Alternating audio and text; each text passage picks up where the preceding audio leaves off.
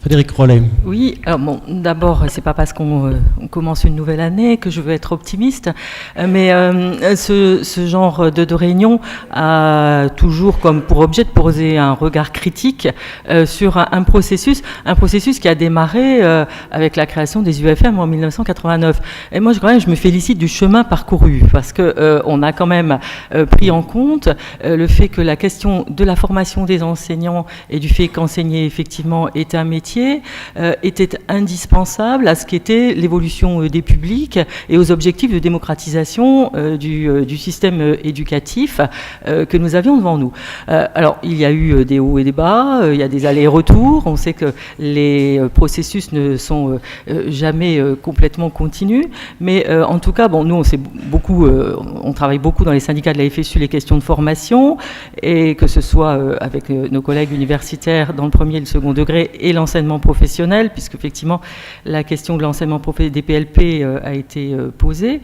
Je dirais aussi la question d'ailleurs des contractuels. Il faudra aussi, notamment quand on parlera de formation continue, mais aussi de formation initiale, réfléchir à la façon dont on accueille et on forme de façon adaptée les contractuels, dont on sait qu'ils pèsent un poids important dans le second degré notamment.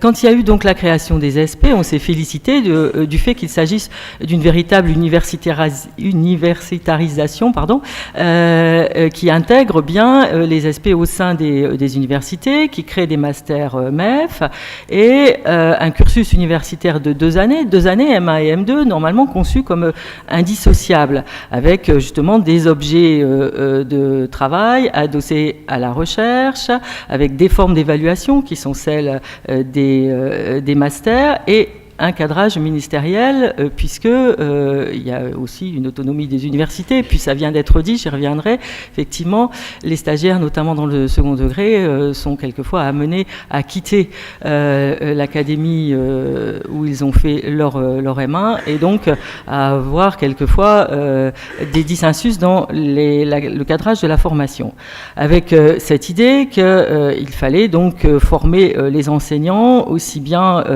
dans les contenus disciplinaires, la didactique, mais aussi les contextes, l'exercice du métier, l'analyse de l'activité, tout ça adossé à la recherche. Et je pense, et je trouve que ce serait dommageable qu'on revienne sur des clivages qui sont complètement stériles entre ce que seraient uniquement les savoirs professionnels et les savoirs disciplinaires d'un côté. On sait que les savoirs à enseigner et les savoirs pour enseigner sont indissociables. La didactique de la discipline, par définition, on l'arrange où autrement. Il me semble que ça fait bien partie justement de ces liens. Et puis on s'est aperçu de quoi ? Que on avait un manque de ressources humaines et notamment d'enseignants-chercheurs dans les SP, une année de M2 qui, pour des raisons essentiellement budgétaires, a fait qu'on a des stagiaires qui font à mi-temps et qui du coup ont tendance à récuser quelquefois la formation uniquement parce que ils sont saturés. Ça a été dit, et ça tous les syndicats font tous des enquêtes sur le temps de travail des stagiaires, et tous nous disent qu'ils sont complètement noyés entre justement les formations, les élèves à prendre en charge, les besoins de l'institution. On a eu récemment à arbitrer des stagiaires qui demandaient est-ce que je dois assister au conseil de classe ou est-ce que je dois me rendre aux formations de l'ESP. Chacun me dit que la priorité, c'est celle de l'établissement ou c'est celle de la formation. Tout ça parce que, évidemment, la question du stage n'est pas véritablement conçue comme un objet de formation. C'est le problème, c'est quand même le problème central. Et puis, donc, on a des difficultés à articuler ces exigences de l'État recruteur-employeur et puis celles de l'université, de ce qu'est justement un enseignement fondé sur la recherche. Alors, le problème, me semble-t-il, quand on parle de continuum, et tout le monde dit continuum, cursus, pensée intégrée, etc., formation intégrée, c'est qu'on ne pense pas tellement l'avant ni l'après. Alors, l'avant, c'est quoi ?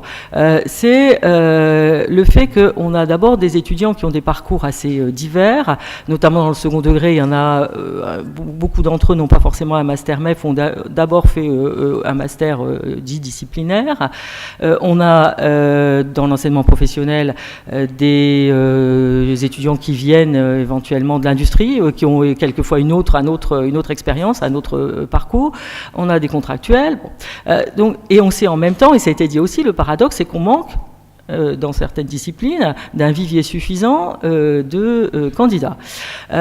Donc, ça fait longtemps qu'on développe à la FSU l'idée qu'il faut mettre en place des pré-recrutements, et des pré-recrutements à un nombre suffisant par rapport au nombre de postes mis au concours, pour permettre véritablement de penser un cursus intégré, avec des jeunes qui, dès la deuxième année de licence, auraient justement des modules de pré-professionnalisation intégrés dans le cursus universitaire, qui aurait ce temps de formation et une véritable logique d'intégration permettant de développer tout ce qu'on a dit, l'approche épistémologique de la discipline à enseigner, l'adossement à la recherche, la mise en perspective des savoirs, des stages qui seraient conçus véritablement comme objet de formation, avec un aller et un retour, c'est-à-dire une préparation du stage et une exploitation aussi du stage, dans une posture réflexive sur ce que sont les processus de transmission qui sont à l'œuvre dans l'enseignement, développement donc de ces compétences professionnelles et disciplinaires qui sont indispensables. Donc ça, c'est la première chose. Ça permettrait aussi d'avoir des viviers qui soient non seulement en nombre suffisant, mais aussi qui reflètent davantage ce qu'est la réalité de la population aujourd'hui, et d'avoir moins de hiatus quelquefois entre ce que peut être la culture d'un certain nombre de futurs professeurs et celle des élèves devant lesquels ils auront à enseigner. Et puis c'est l'après. Alors l'après, on viendra plus largement sur la formation continue, mais au-delà même de formation continue, nous on a l'habitude d'utiliser d'abord le terme de formation continuée. Formation continuée, c'est celle des T1. Dont on souhaite qu'il ne soit pas mis à temps complet. Il y a eu des expériences dans l'Académie de Versailles, notamment. Et il y avait eu un moment où les T1 n'étaient pas à temps complet, je crois que c'était à peu près 3 heures, de l'ordre de 3 heures de décharge, avec cette idée de pouvoir revenir sur justement l'expérience qu'ils vivent, qui peut en plus leur apporter des choses nouvelles par rapport à ce qu'ils ont vécu, puisqu'on sait que alors dans le second degré, alors dans le premier c'est entre la maternelle et le primaire, mais chez nous c'est entre collège et lycée, voire post-bac. On sait que les problématiques sont pas exactement les mêmes, donc on a besoin aussi d'avoir un certain nombre de connaissances de l'ensemble du système éducatif, mais aussi de pouvoir découvrir un niveau d'enseignement dans lequel on n'a pas été forcément complètement formé. Donc cette question de la formation continuée qui suppose véritablement qu'on pense ensemble et qu'on dessert, qu'on détende le temps de la formation, parce que on ne peut pas, c'est la question qui était posée dans une de vos questions, c'est est-ce qu'il faut tout faire tout de suite, quoi. On a tendance à dire que toutes les questions sont prioritaires. Mais comment va-t-on les traiter ? Je prends un exemple très concret. La question des discriminations femmes-hommes. Et la question d'égalité, par exemple. Est-ce qu'il faut une formation spécifique et à quel moment ? Ou est-ce que ça ne doit pas plutôt traverser l'ensemble des modules de formation, la formation, l'intégration des élèves en situation de handicap, des élèves allophones. Enfin, il y a toute une série de questions qui sont réelles et qui se posent à tout enseignant dans l'exercice concret de son métier. À quel moment les traite-t-on ? Comment ? Sans aboutir à des masters et une formation qui serait une espèce d'addition, de patchwork sans unité d'articulation entre les différentes questions. Donc c'est pour ça que la formation continuée et ensuite la formation continue est indispensable. La formation continue fait partie des responsabilités des universités. Mais je pense que je développerai après sur la formation continue. On a le regret de voir, les enquêtes Thalys là l'ont montré, les enseignants français sont très demandeurs et en même temps sont devant une offre très, très, très pauvre et des jours de formation continue en nombre extrêmement insuffisant. Donc je pense qu'on pourra peut-être le développer dans une deuxième partie. Voilà. Très vite, puisque Francette a déjà développé des choses sur lesquelles que nous partageons complètement au SNES. Identifier les besoins, la formation continue, effectivement. À quoi répond-elle? Plusieurs objectifs. Évidemment, le développement professionnel, mais ça peut être des formations diplômantes. Il y a des collègues qui ont besoin à un moment d'acquérir une certification ou un diplôme supplémentaire. Ça peut répondre à des besoins de mobilité. Puis évidemment, il y a la formation continue qui répond aux besoins de l'institution, mais je pense que ça, ces dernières années, c'est effectivement à peu près le seul objectif qui a été atteint. Ensuite, c'est comment on prend en compte ce que souhaitent les collègues en termes de formation continue. C'est quand même le sujet. Trop souvent, on nous dit on ne s'est pas inscrit de toute façon. Bon, déjà, il y a une offre qui est relativement pauvre, mais en plus, on n'y trouve pas forcément son compte. On aurait vraiment besoin de développer des structures de concertation pour définir les besoins qui sont ceux des personnels, que ce soit les CPE, que ce soit les psychologues de l'éducation, que ce soit les enseignants. À ce titre, il y eut jadis des MAFPEN qui, sur ce point-là, avait un rôle relativement positif en justement essayant de travailler avec les personnels eux-mêmes les besoins dont ils faisaient part et de construire ensuite l'offre en fonction de ça. Alors, la formation continue, pour nous, c'est vraiment la constitution quand je parle de développement professionnel, d'une capacité des agents à pouvoir discuter de manière collective du travail, discuter de l'activité, du métier, en s'appuyant sur un certain nombre de savoirs constitués.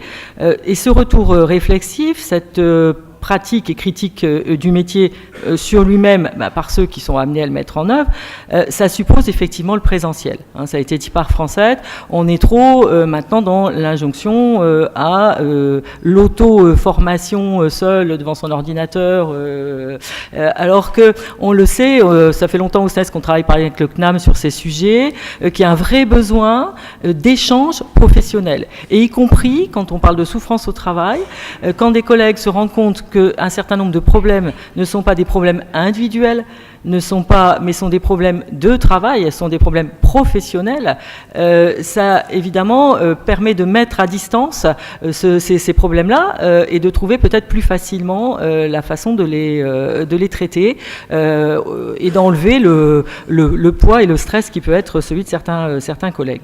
Et enfin, la formation continue pour nous, c'est aussi permettre aux enseignants de collaborer à des recherches par lesquelles ils pourront développer leur pratique. Ça a été dit, ils ont désormais un niveau master. Ils ont travaillé avec les enseignants chercheurs, une formation adossée à la recherche.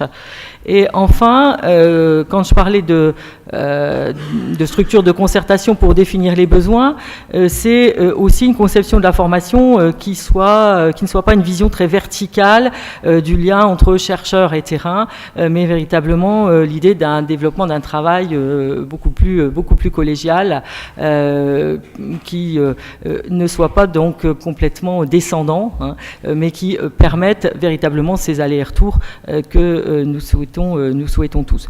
Sur la formation tout au long de la vie, là c'est un chantier autre et qui demanderait presque une réunion spécifique sur le sujet, mais on suppose aussi qu'il y ait des groupes de parole entre professionnels, qu'il y ait des échanges, que là aussi on puisse s'appuyer sur la recherche dans le cadre de la formation tout au long de la vie pour permettre des savoirs qui soient des savoirs véritables, actualisés, fiables, vérifiés par la recherche.